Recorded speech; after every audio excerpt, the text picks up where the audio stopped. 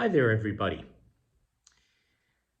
About 10 months ago, when the pandemic started, I started doing recordings uh, for daily devotions. It started out as Bible stories for kids at bedtime, and that went a few months. And then I read through the novel Paul by Walter Wangerin, which talks about the life of the Apostle Paul and incorporates a whole lot of his letters, actually all of them. And then I thought, okay, this is going on. Let's try to do this in a more sort of organized fashion. So I'm going to start today a read through of the Psalms. And that will take, because there are 150 Psalms, more than 150 days because some of them are quite long. Some of them are very short. But I'll be posting them and I'll put them on the church YouTube channel, and they'll be there as a playlist if at any point you want to listen to them straight on through. But I am going to be reading them from a variety of different translations because I really think there are a lot of good translations, and all of them have something to say for themselves. So we'll be hearing today from the New Revised Standard. We'll hear from the New English Bible, which it's actually fallen out of a little bit of popularity, but I still like it. Uh, the Today's English version, today being the 1960s, um, also known as the Good News Bible. And I always liked it as a kid because of the drawings. They were fun, and you could put a piece of paper over it and trace it. And it was a good thing. Eugene Peterson's The Message, which is kind of a paraphrase, but still very strong. New American Standard, New International, Jerusalem Bible. And there may be a couple others we draw in. One I will not be using, to be quite straightforward about it, is the King James. These are all Bibles that speak the way we speak now. The King James was wonderful language. It has formed English in ways that linguists just bubble over about. But it was published more than 400 years ago. And if you were living at the time that King James Bible was translated, 1611 was its publishing date, think about whether you would be speaking the same way people had spoken in 1211. And in 1211, there was a form of English we could strain to understand, but go back another 400 years and we wouldn't catch any of it.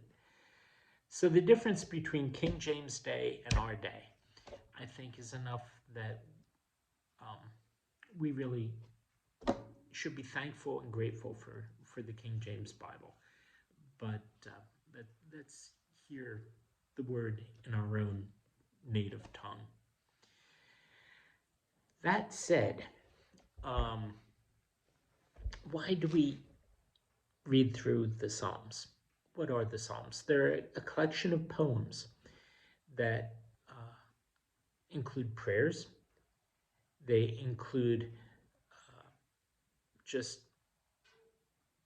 outright reflection. They include confession. They include lamentation. They are big on thanksgiving and just plain outright praise.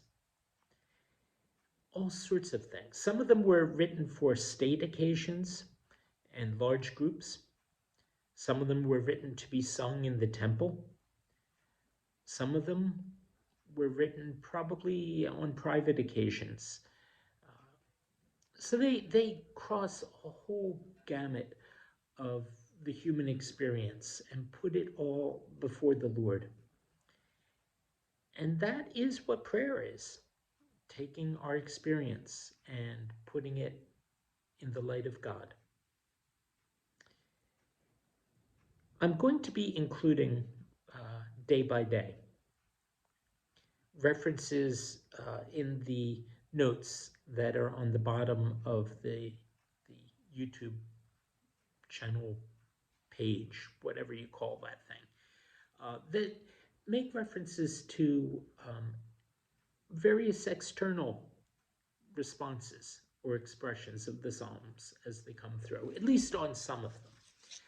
For instance, today we'll hear the very first Psalm, Psalm 1, and I'm going to put a link there, and the link will be to a performance of a simple song. That's the title. It is a simple song, but it's called A Simple Song. And it's from Leonard Bernstein's larger work, his Mass, that was written with Kennedy Center in mind as its performance place. But A Simple Song quotes many of the Psalms, including Psalm 1, verse 1. When we get to the second Psalm, I'll also post a link to a part of the Messiah by George Friedrich Handel. Why do the nations so furiously rage? And yes, the text that he used was from the King James, so don't expect pure consistency. When it comes to the third Psalm, there is a setting of it by the Brooklyn Tabernacle Choir.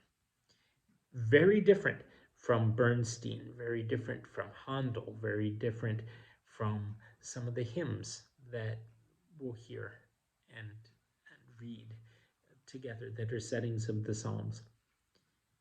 And again, the Psalms speak to different people and they respond in different ways, but all of it's from the heart and all of it goes to the ear of God. And there will be times when there are stretches that I won't be able to find anything musical or even artistic that refers to it. There are large stretches of the Psalms that maybe don't necessarily call forth the same kind of aesthetic response. But we'll talk about that when we get to it. So I've been jabbering on here. Let's begin this whole process with Psalm 1, and I'll read it from the New Revised Standard Version.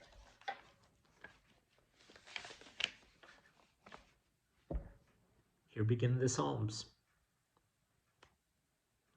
Happy are those who do not follow the advice of the wicked, or take the path that sinners tread, or sit in the seat of scoffers. But their delight is in the law of the Lord, and on his law they meditate day and night. They are like trees planted by streams of water, which yield their fruit in its season, and their leaves do not wither. In all that they do, they prosper. The wicked are not so, but are like chaff that the wind drives away. Therefore, the wicked will not stand in judgment, nor sinners in the congregation of the righteous. For the Lord watches over the way of the righteous, but the way of the wicked will perish. See you tomorrow.